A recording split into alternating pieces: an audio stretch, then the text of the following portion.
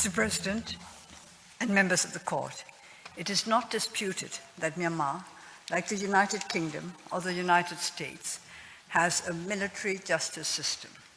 The Constitution of Myanmar cannot and should not be ignored if we are serious about establishing constitutional democracy and rule of law in Myanmar. International criminal tribunals take 4 to 8 years to undertake investigations of core international crimes, sometimes longer. Just over 2 years have passed since the serious internal armed conflict against the ARSA, and the second court-martial is now underway.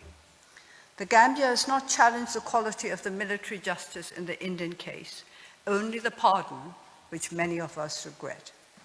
The ongoing Gutabian court-martial in Budiram Township should be allowed to run its course.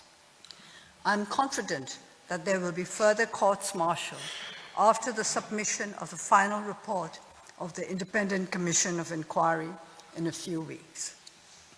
Mr. President, it is vital for Myanmar's present and future that our civilian and military criminal justice systems functions in accordance with the Constitution.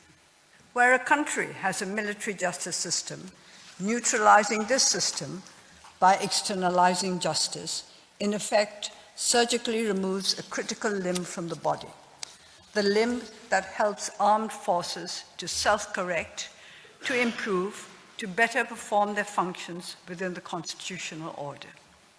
Mr. President, members of the court, in my opening statement yesterday, I mentioned that international justice is a practice that affirms our common values and that we look to justice as a champion of reconciliation and harmony that will assure the security and rights of all peoples.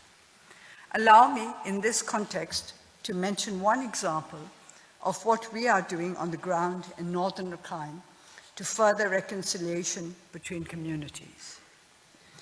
In January 2019, the In Transformation Initiative, ITI, directed by Mr. Rolf Meyer, a transitional justice leader in South Africa, launched the Rakhine Transformation Project that aims at preventing the recurrence of historical violence and paving the way for sustainable, voluntary return of peoples displaced by violence. In the words of Mr. Meyer himself, I quote, 9 months after its inception, and despite increased fighting in the area between the AA and the military, the project has gained sufficient traction in Maungdaw for it to be regarded as sustainable. Mr. President, recalling the words about football in paragraph 18 of the opening statement of the agent of the Gambia, allow me to present these pictures from a football match. Organized by the ITI, a football tournament recently took place at the Myanmar Athletic Field in Maungdaw Town. Players and spectators are a mix from different communities in Maungdaw Township, the area at the center of the 2016 to 2017 internal armed conflict in Rakhine. Adults and children, proud, enthusiastic, laughing, and most important of all, together.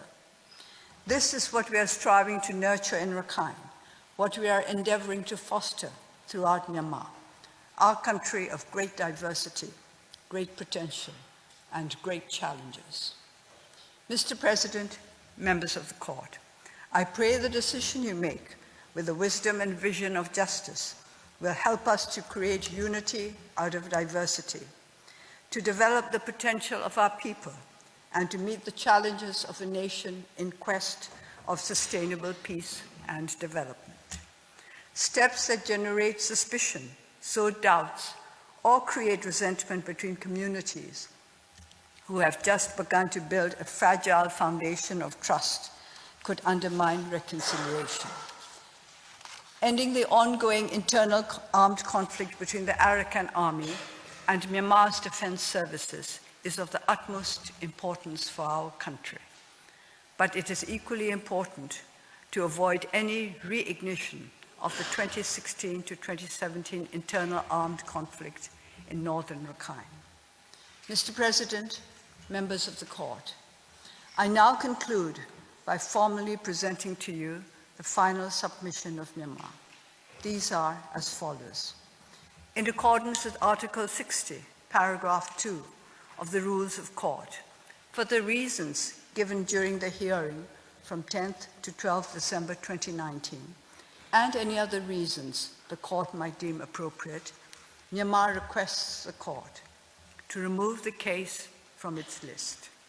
In the alternative, to reject the request for the indication of provisional measures submitted by the Gambia. Mr. President and members of the court, that concludes Myanmar's observations. I thank you for your kind attention, and I also thank the staff of the registry for all assistance offered to our delegation.